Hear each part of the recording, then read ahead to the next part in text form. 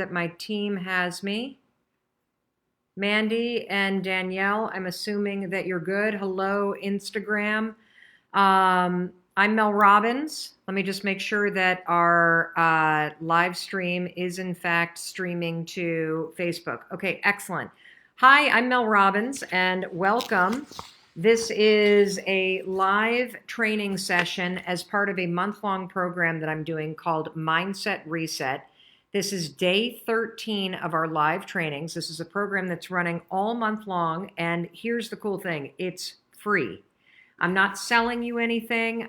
In fact, there are multiple times throughout this broadcast that I'm going to tell you, don't buy anything, don't buy anything. And the reason why we're doing Mindset Reset is because I know based on the work that I do as an author, a motivational speaker, in fact, the most booked female motivational speaker in the world. I have a brand new talk show coming out. We have the #1 most listened to book that is self-published on the Audible platform. In the history of all self-published audiobooks, ours has sold more than any other copy, The 5-Second Rule. That's something I'm super proud of. And the stuff that we talk about are helping millions of people around the world change their lives for the better. And I know that when you change the way that you think, you will change your life. And so this is a free program dedicated to helping you worry less, to help you see the negative and limiting beliefs that you have set as a default in your mind. And we are teaching you the proven, simple, science-backed research techniques that will help you adopt a more positive, healthy, confident, productive, and focused mind. And, you know, the fact is you can change how you think. And when you take on the deliberate commitment to change how you think, to change it for the better, your life will change. And I know that many of you are experiencing that. How many of you are already starting to feel the positive impacts of the tools and the research and the tricks that you're learning in Mindset Reset? Give us a thumbs up, a heart, if you're starting to notice small shifts that are giving you hope. We know that you are because of the comments, because of the emails, because of your social media posts, and I could not be more thrilled that 13 days into a free program that you're already learning things that are improving your life. So today I'm very excited because we are kicking off a week worth of training sessions on anxiety. And we're going to start by talking about worrying. Now, one thing before I jump into the training for today, if you are brand new to Mindset Reset, if you've just stumbled onto this video, it doesn't matter where you are in the world, it doesn't matter if this is the first time you've ever seen a video by me, you can absolutely jump into this free program at any time. There's no race, there's no test, there's nothing to buy. All you do is go to melrobbins.com/mindset reset. You'll get on our email list. We'll send you a link to all the videos. We'll send you a link to any of the PDFs that we've offered in this course for free so that you can do this course, this life-changing course and program at your own pace, okay? But that's how you get on the list. Now let's get into the training. So we're kicking off Anxiety Week, and I'm going to be talking to you about the connection between worrying and anxiety, and how it is critical if you want to quiet your anxiety, if you want to stop worrying, if you want to get control over what you're thinking about. It's going to begin with a habit that you have that somebody else trained you, that you've gotten really good at this habit. And you know what the habit is? It's the habit of worrying. We all do it. We're all guilty of it. We're all guilty of, sorry, let me just move that a little bit. We're all guilty of worrying about things that are beyond our control, worrying about things that doesn't matter, worrying about things that we shouldn't care about. Sorry, I've got the streaming lights anymore. Hold on, let me just ask Mandy a question.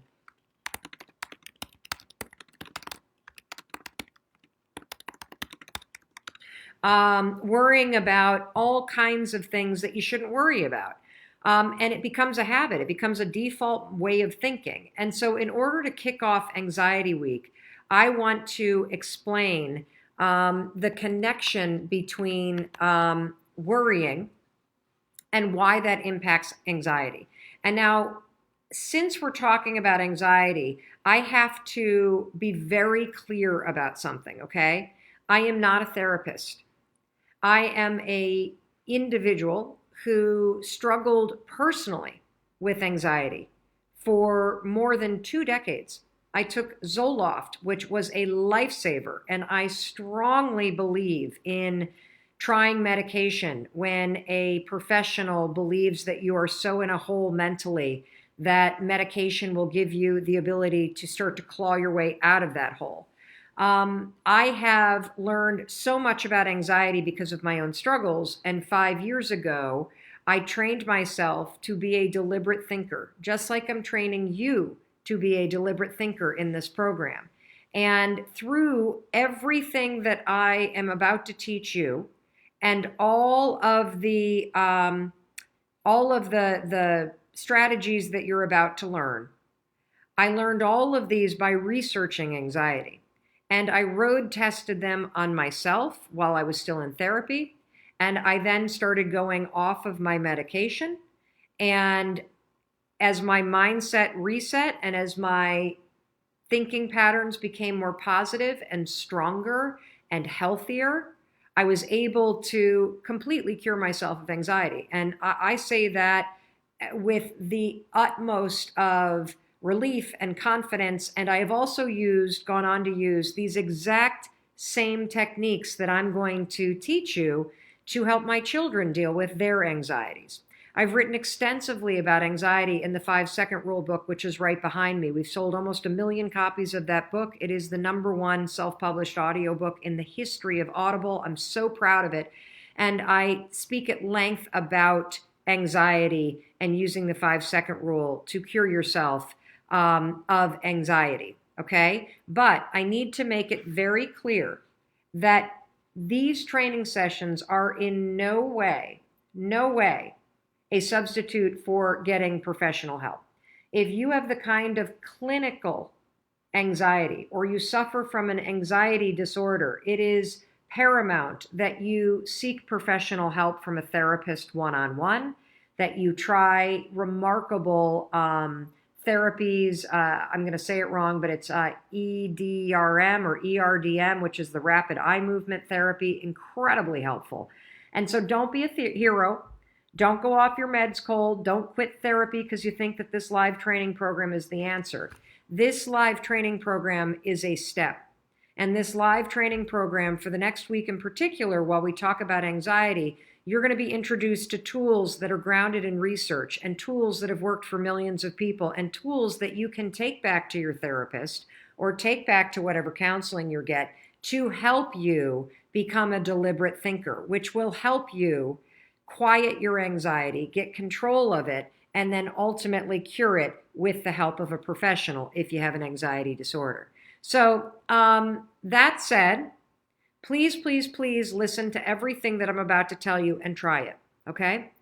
Please try it because this stuff works if you practice it. And again, quieting anxiety, it's not an event. It's not a one and done. This is a process that you are going to repeat over and over and over again because the connection between anxiety and your mindset begins with your habit of worrying.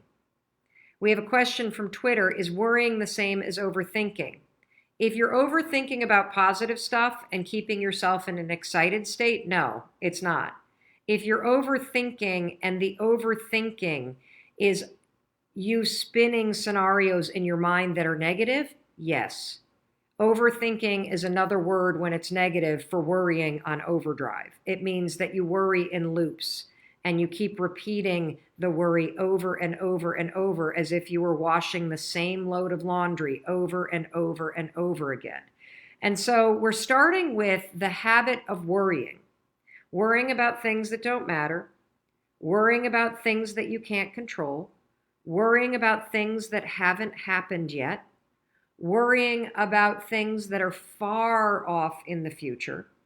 When you start to train yourself to think about things that are not in your control, or think about things that are statistically likely never to happen, that is when you can get into trouble. And that's why we're going to start with worrying. You see, worrying is when you allow your mind to default on autopilot and think about things that don't serve you. Think about things that are outside of your control. I'm going to give you an example that's very recent in my life. So I don't know, there were a bunch of you that noticed in the live streams that were on January 6th and January 7th, and I think January 5th. Many of you noticed that I had a lot of discoloration on my neck, and I had what appeared to be a lump. And my own dermatologist pointed it out to me, that I had a lump that was kind of like right here. Now, the second that somebody says lump, what are your thoughts default to? Automatically. The second somebody says you got a lump on your neck, cancer, of course. I've got some sort of disease that's going to kill me. And so what do I do when my thoughts go there? Well, then I start touching it, and I start poking at it, and I start pinching at it, and then I start asking everybody, do you see this lump on my neck? And asking people if they see a lump, that's a proactive action. That's a good idea. But the bad thing to do is to let your thoughts then default to thinking that you have cancer, to thinking that there's something wrong, to thinking that you're going to die, to thinking that this is going to be a major problem, to thinking that there's an emergency right now. And the problem with allowing your thoughts to go that way is because when you start to think about things, first of all, it's outside of my control if this is cancer or not. It's outside of my control right now if this is going to kill me. It's outside of my control right now whether or not a week from now when I go see my doctor, they're going to diagnose what is in my neck. Full disclosure, I saw my doctor. There's nothing wrong with me, okay? So if you allow your thoughts to constantly drift to the worst case scenario, what's going to happen as your thoughts spiral is your body is going to pick up on the fact that your thoughts are negative. Your body's going to pick up on the fact that your brain is worried. And what's going to happen if you allow your thoughts to spiral the way that mine started to about this silly little lump on my neck is that you will start to trigger agitation in your body. So when you start thinking negative things up here, you're going to start feeling negative things in here. You might feel a pit in your stomach. You might actually start to sweat. Your heart might start to race. Your throat might get tight. Your hands might get clammy. These are all telltale signs that you have now crossed from simply worrying in your mind to feeling physical agitation, which is anxiety. So that's the relationship between worrying about something, which is thinking negative thoughts about things that are outside your control, and anxiety, which is when those worries become physical agitation in your body caused by your thoughts. That's it. And so it's critical for you, if you have anxiety, if your kids have anxiety, if you're a chronic worrier, if you lay awake at night thinking about all these things that you need to do, we're going to go through all of this and all kinds of things that you can do to start to address this. It is critical that you understand that there is a connection between the day-to-day anxiety that many of you feel. We're not talking about anxiety disorders here. We're talking about the day-to-day anxiety that you feel that is triggered by the worries in your own head, that is triggered by the overwhelm that you feel in your life. This is anxiety that you can quiet. This is anxiety that you can get control of, because this form of anxiety is all triggered by your habit of worrying about things beyond your control. Worrying about whether or not your boss is going to snap at you. Worrying about whether or not your spouse is going to be in a bad mood when you walk in. Worrying about things that you can't necessarily control. And so here's the thing that you want to do. When you have a worry, for example, being worried about a lump in your neck is a good thing, because it'll get you to take action. So the second that I confirmed and I looked at the screenshots that many of you sent me and I checked it out in the mirror, that I had a little something right here, I made an appointment with my doctor. And then you know what I did for the rest of the week? I practiced the tools that we've already covered in videos 1 through 11. I practiced the tools of autopilot versus deliberate thinking. You see, you worry when you're on autopilot. When you direct your thoughts and you're deliberate, you're now in control of what you're doing. And if you don't know what I'm talking about, go to Mindset Reset, the playlist on YouTube, on our YouTube channel. And on video number 2 is all about autopilot versus deliberate thinking. So I would catch myself when I'd start to think about the lump. And I would go, nope, I'm not going to worry about that because I can't control it. I'll find out on my doctor's appointment if there's anything that I need to be concerned about. Until then, I'm going to not think about that. I'm going to think about this. And so day 4, when we talked about thinking this and not that, so this is video number 4, I used those tools all this week, everybody, in order to make sure that I didn't allow my habit of worrying about some lump on my neck turn into anxiety that I started to feel in my body. Does this make sense? Give me a thumbs up if this is making sense. And by directing my thoughts, so whenever I'd start to think, oh, there's that lump, and I'd start to touch it again, which of course makes it bigger, I would go, wait a minute, hold on, nope, I'm not going to think about this. I'm not going to worry about this. I'm going to be deliberate, and I'm going to think that I'm okay. And I started to train myself to go, I'm not going to worry about it until I have something to worry about. I'm going to make a doctor's appointment, and I will worry about it when there's something to worry about it. But for now, I'm just going to assume that it's totally fine, that there's nothing there, that maybe it's an insect bite or something like that that's gotten inflamed, and that's that. And you know what? It works. It works. And let's say that when I went to my doctor's appointment on Thursday, I got a bad diagnosis. Well, guess what? Then there are decisions to make. Then there are things to be concerned about. I still am going to have to manage my worries, because if I start to allow myself to get anxious about a negative situation, I'm going to make it worse for myself, okay? Your anxiety and your worrying doesn't change the things you need to do to address any problem in your life or potential problem. But worrying and causing yourself anxiety will make the potential problem worse, because you are going to make yourself feel worse. So it all begins with you and being deliberate about what you will allow yourself to think about and what you will not allow yourself to think about. Let me answer a couple questions right now. This is from Alicia Nicole on Facebook. What if you live with someone who worries all the time, which causes your spike in anxiety?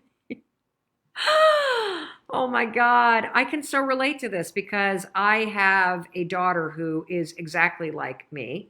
And while she practices this stuff and it works, there are times where her anxiety does get the best of her. She's in the middle of the college process. There's always something that triggers uncertainty. Alicia, here's what I would suggest. I would suggest that you, as you're listening to all of this training, particularly in Anxiety Week, that you listen for tools that we're talking about that you can use to help your mom redirect her thoughts. The second thing that I would tell you is you got to be very careful. And I'm glad you're asking this question, because if you're somebody that it has a propensity to go from worrying to feeling anxious in your body, and you are absolutely right, behavior is contagious. So if your mother starts getting all agitated about something, maybe it's you're going to be late to a doctor's appointment and we got to hurry. What I have found to be incredibly helpful is to be the steadfast one and to come up with a mantra that works with your mom, so that when you say it out loud, it's not that she's going to stop feeling anxious. What she's going to do is she's going to be trained by you to stop doing the things that drive you crazy. So I will say to my daughter something like, look, getting worried about whether or not we're going to be on time as we're driving through traffic to school isn't going to make us be on time. And if you keep this up, what it's going to do is make me angry. So I'm requesting that you keep your concern and your worry to yourself because it's not helping you and it's starting to make me upset. And it's interesting, it works for her. And what I remember too, it's funny when I think back to being a kid and being a teenager and having anxiety, the most effective thing that my mom ever did with me when I had anxiety was not to coddle me. It was to basically get frustrated and tell me to buck up. And let me tell you, having my mom be like, knock it off. I remember I was so homesick my freshman year at Dartmouth that I would call every night from the payphone and cry and tell her how much I hated it and how I had no friends and how I wanted to come home to Michigan and I was so far away in New Hampshire and I just couldn't handle it. And after about a week of listening to me and going, oh, honey, she finally lost it with me and said, you're not in jail. You need to pull your swear word together. You need to hang up the swear word phone and you need to get your swear word out there and go make some friends. And don't call me again until you have. And I remember having a moment where I was like this, and then I just sort of hung up. I was like, okay. And I hung up the phone, and that was it. Because one of the things about people in your life, and this is Confessions of a Woman Who Had Anxiety, is we love our anxiety. Because when your mother freaks out and has her anxious moments, guess what? Everybody around her solves her problem. When my daughter freaks out and has her anxious moment, she has trained us to solve her problem. When I freaked out on the phone and I would be calling my mom, I was training her to console me and make me feel better and to delay having to deal with the thing that scared me. She was solving my problem. We love anxiety because it works. It gets you to do things for us. It gets us to not have to face the thing that worries us. So we keep it around.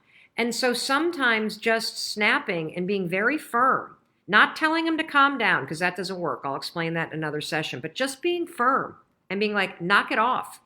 You can keep your anxiety to yourself, but don't do it around me. Try that too. All right, let me keep going. I'm really scared and struggling. Tuesday, I have to have a procedure to see if I have cancer. My anxiety is over the top. What do I do? Here's what you do. First of all, you should absolutely go pick up a book. I'm going to make no money on this, so I'm not selling you anything, but it has been very helpful. The book is called The Book of Awakening. The Book of Awakening.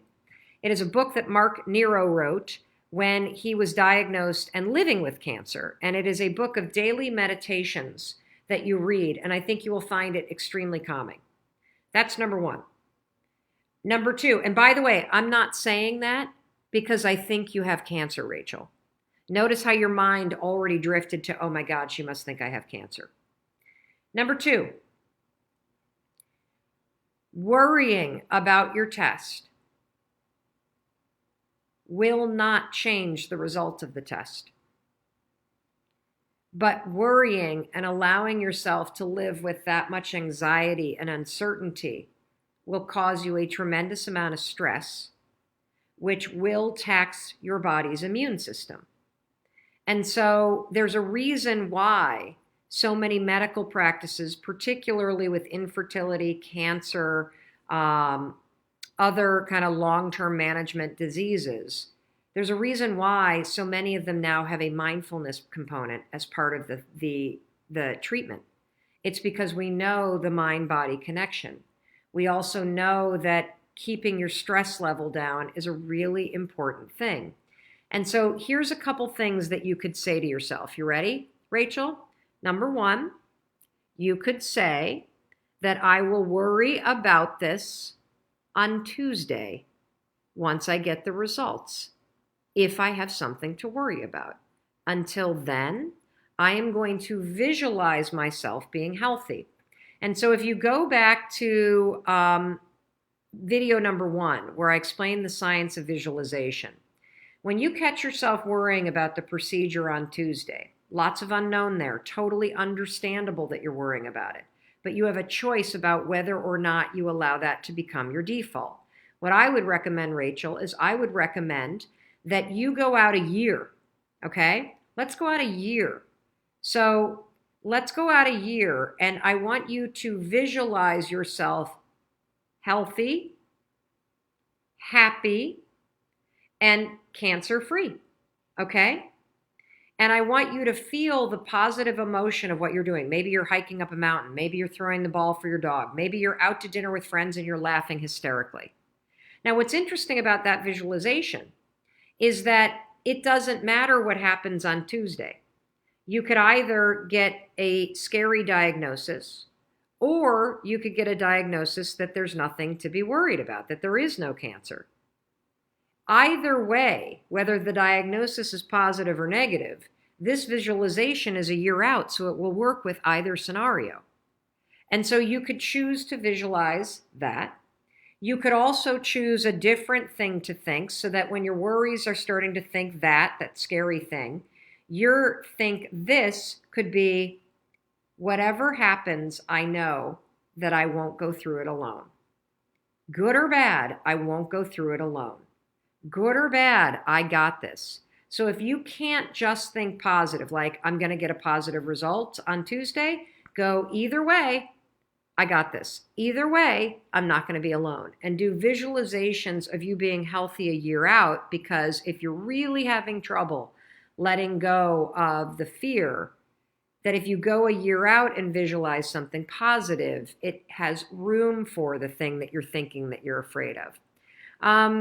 From Instagram, how do I stop myself from worrying about kids and young adults drinking at night and getting killed by drunk drivers?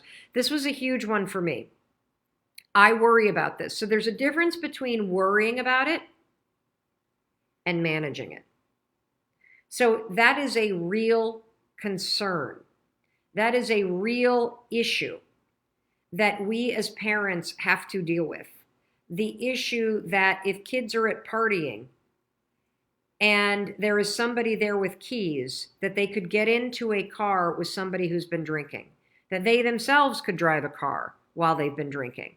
And I'm not proud to admit this, but growing up in Western Michigan, we did a lot of that.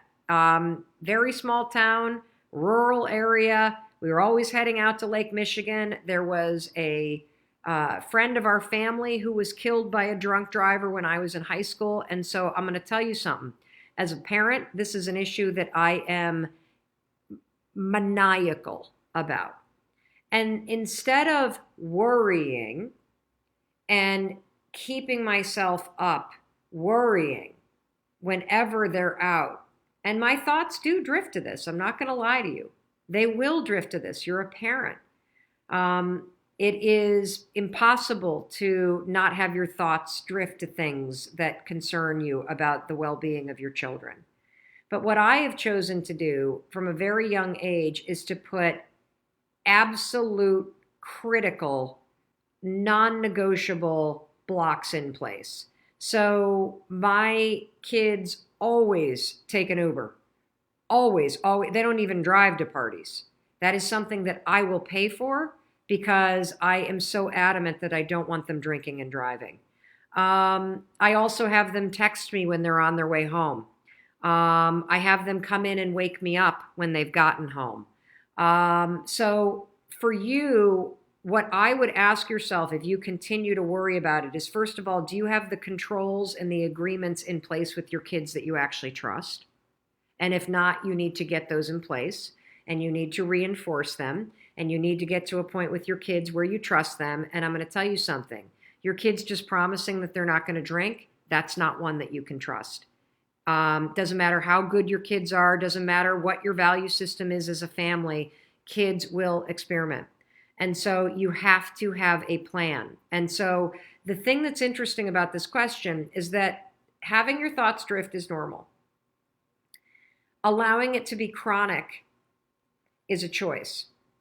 And there's two things that you got to do. You got to make sure that you have taken the steps to solve the problem that concerns you. And number two, that you redirect your thoughts every time you start to worry. And the other thing is that you got to ask yourself a question about whether or not you trust that your kids are doing what you're asking of them. And if not, that's a different set of actions to take in order to make sure that they really get it. mean, I've told my kids the story of being woken up by my mother in the middle of the night when I was like in ninth grade and her putting her arms around me and sobbing in the middle of the night and telling me Michael Lang had been killed in a drunk driving accident. I remember that. That is like in my nervous system. I have told my kids that story.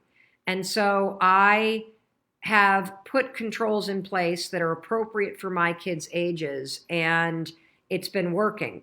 Does that mean I never worry about it? Of course not. I'm a parent. But I don't worry myself to a point where I feel anxious. If I have a concern, I will call one of them. If I ever find out that they have broken our agreement, they will not see the light of day for literally a year. All right, let's go to Tiffany Winfield Alexander. How does this work when dealing with a loved one with a chronic illness? How it works is you got to choose what you are willing to worry about and not. You will not change your loved one's chronic illness by worrying. And you will also rob yourself of precious, precious time that you have with them while they're here.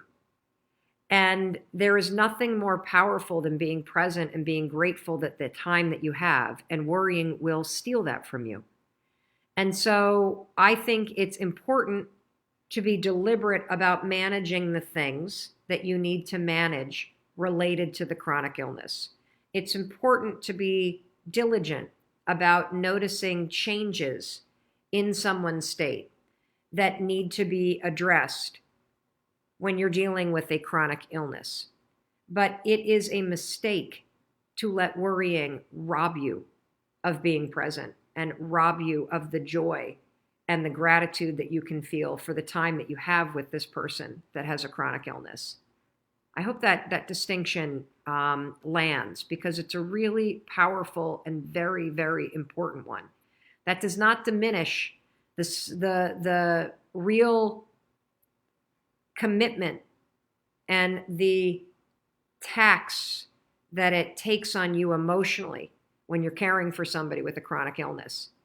But what I'm talking about is the difference between letting your worrying, which will not change anything, rob you of the things that really matter while you're with this person. And you can train yourself not to worry about the things that you can't control while still being deliberate and on top of managing the details and any changes, so that you take the steps that you need in order to change somebody's care or address something. Okay? Awesome. Getting a few of the financial worry ones. All right. How do you train yourself not to worry about finances? With 3 kids and so much on our plate, how can I stop with the worry? Well, let me ask you a question. And this is going to sound rude, wife, mother, nurse. Does worrying make you more money? Does worrying save you money? Does worrying do anything proactive at all? This is very similar to the piece of advice that I just gave to the person who was living with somebody with a chronic illness.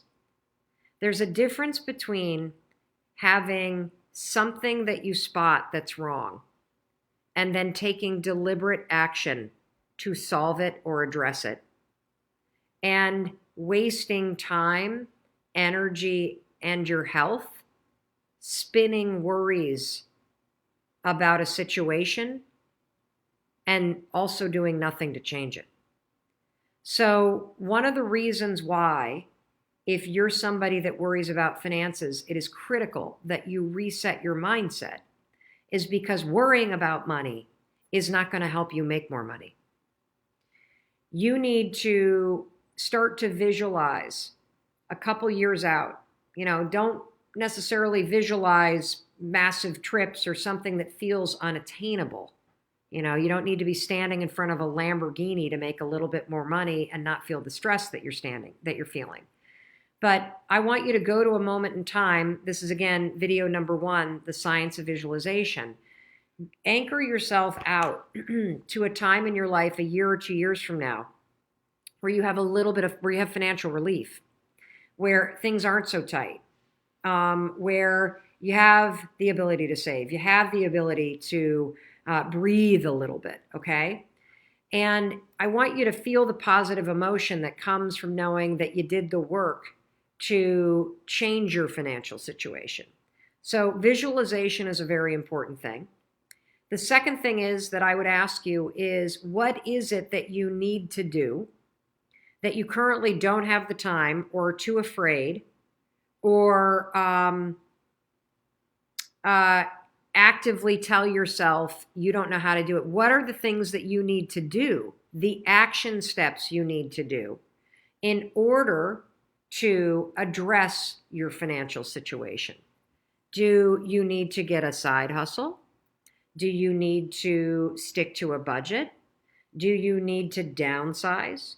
Do you need your kids, if they are of a certain age, to get a job so they make their own spending money? What is it that you could be doing to ease the burden? What are the actions? And I'm saying this because what you often find, and what I have found true in my own life, is that worrying about something is easier than fixing it. And worrying about something is, in many ways, something that I used to do in order to hide from having to put myself out there and take the necessary actions, whether it was asking for a raise or cutting back on things that I was spending on that I couldn't afford. That is the real question to ask yourself. And here's the other thing. Since worrying about finances isn't going to make you more money, if you were to stop worrying and if you were to start thinking positive in your ability to fix this, and you were to lower that level of stress in your body, what would you be able to find the time to try? I would start there. Totally start there with visualization and that. Here we go. You know your teaching just helped me. This is Lisa. My daughter, 24, is planning to go on a study abroad to Morocco. I'm so happy for her, but my SIL, I don't know what that means, sister-in-law, introduced fear to my experience by telling me how dangerous it is there. I observed my own fear creep or roar in, not fun. I caught it, became aware of the choice I have for how to think. I'm happy for her. Again, it's natural, but not necessary for me to worry. Exactly. So in that situation, here's what I would suggest. If you are concerned about her going to Morocco, okay? Here's the difference between worrying about something and having the worry hijack you and become a default, and worrying like you just did and having that worry be a signal to get deliberate and take action on something. Not action up here, worrying about Morocco, but action in taking steps to address something that could be a concern. So what I would do is I would call the program she's going on and I would have a conversation with them. And the other thing that I would do is I would have I would talk to your daughter about what you need from her so that you don't worry. Do you need a check-in every couple days? Do you need her to text you photos? Do you need, when she gets there, if she's staying with a family, to FaceTime with the family? Do you need to reach out to your network and have a friend of a friend of a friend identified that lives in Morocco? So in the case of something, you have somebody to call. You know, in my, I can think of an example where this put me completely at ease.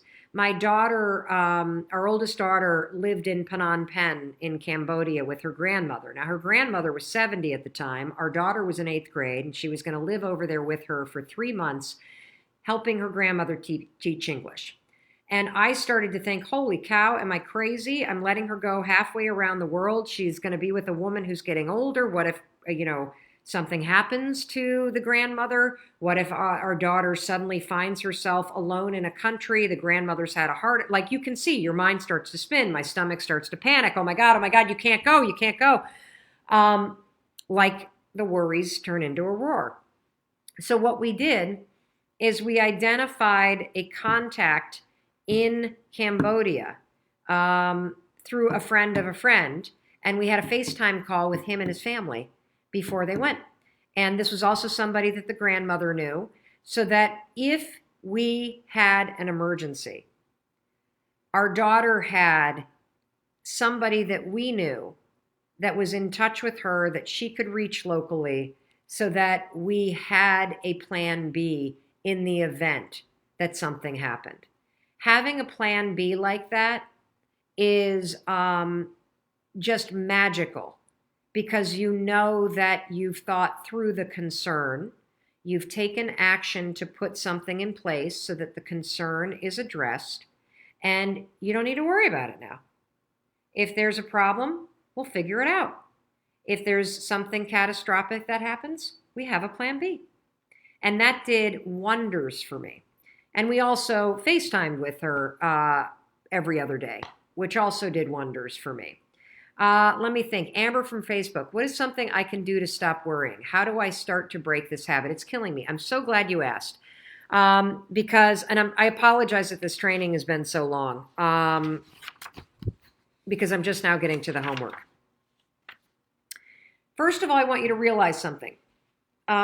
This is a habit. A habit's just a pattern. That's it. And every day during Anxiety Week, we are going to be building on everything that we're learning. So what you're learning today is the connection between your worrying about things and how it triggers your body to start to feel agitated, and that's when anxiety sets in, okay? And when your body starts to get agitated, that's when it usually really impacts your actions.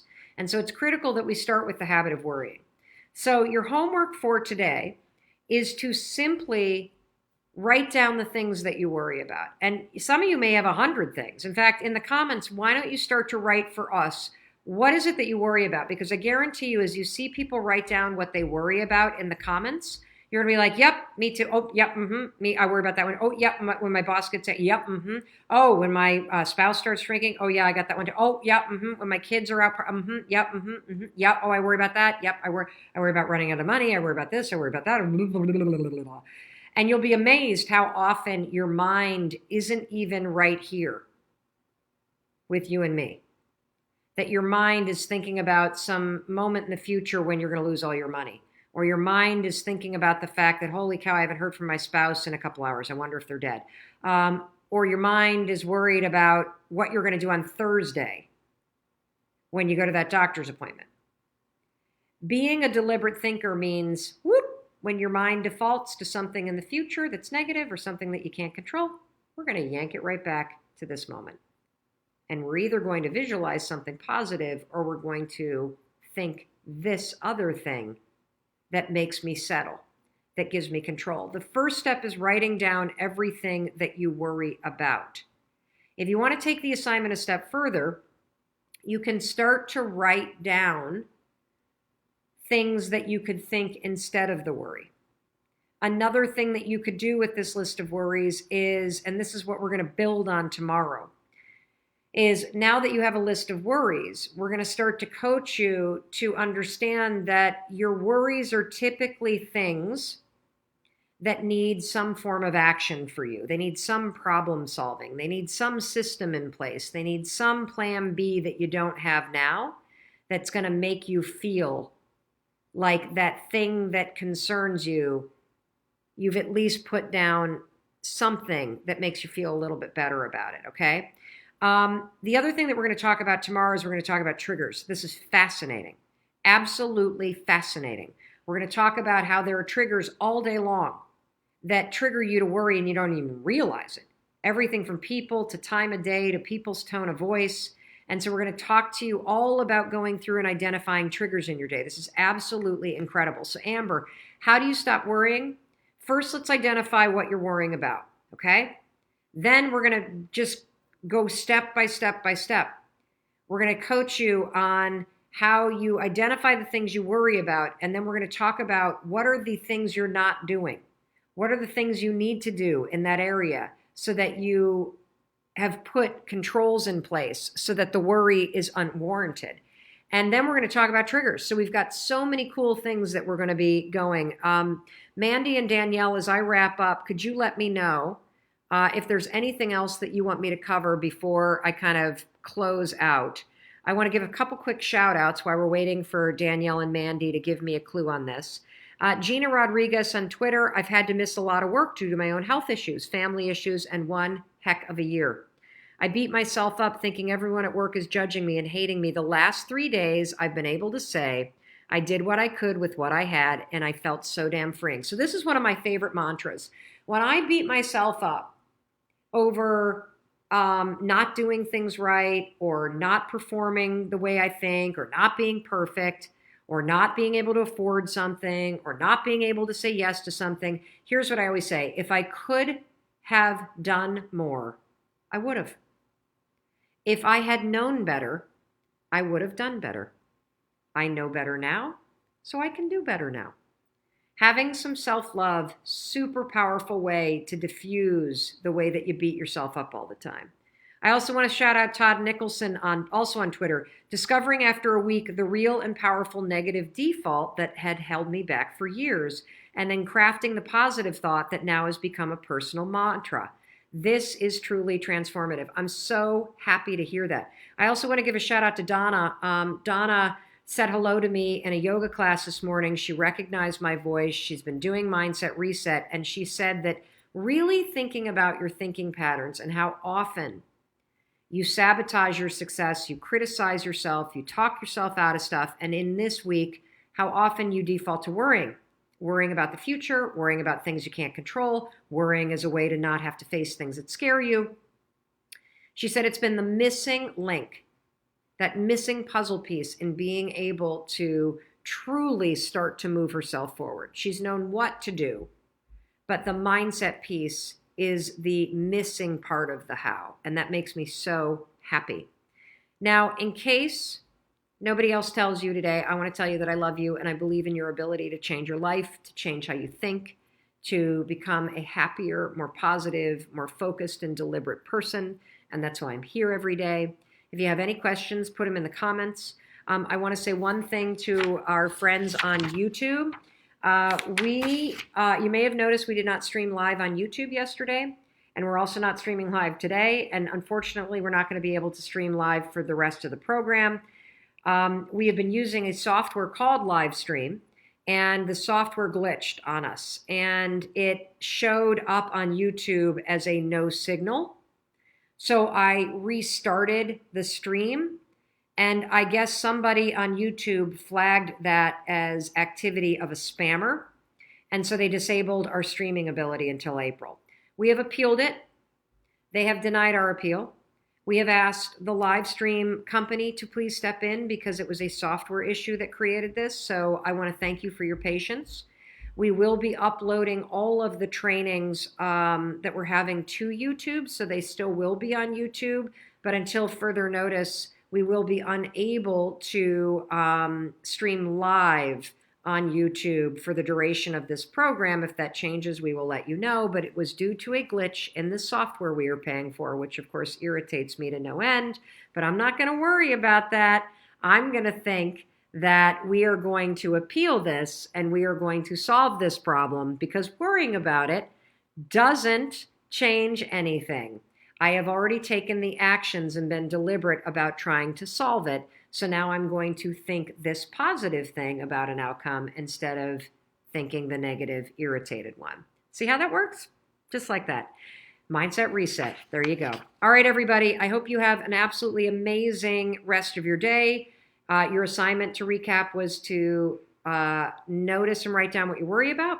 If you want to take that a step further, start to identify what are the steps you could take to solve or address the thing that you're worried about, or put some controls in place. You can also come up with a mantra for what you're going to think the next time you worry about that.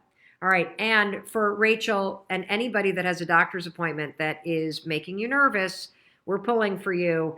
And remember, whatever it is that happens, you're not going to go through it alone, and you got this. All right. Bye, everybody. Yes.